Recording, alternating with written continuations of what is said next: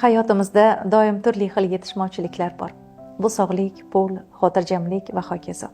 Lekin eng og'riqlisi bu mehr tanqislik. Moddiy tarafdan yetarli bo'lsangiz, u qalbingizda muhabbatingiz bo'lmasa, yuzingiz kulsa ham ko'zlaringizda ma'yuslik bo'laveradi. Chunki Robbim bizni shunday yaratgan.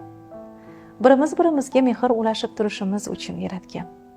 E'tibor bering, uyingiz, pulingiz bo'lmasa ham yoningizda mehriboningiz bo'lsa, ko'zlaringiz charaqlab, qalbingiz butun bo'ladi.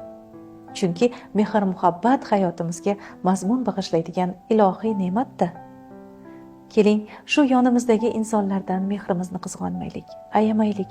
O'zimiz va o'zgalarning dunyosini muhabbat nuriga to'ldirib, ushbu Robbimning in'omini ularga hadya etaylik. Axir biz umrimizni chinakam ma'nosini ko'ngil aloqalarida topamiz-ku. Sizni bir chimdim mehringiz har qanday qiyinchiliklarni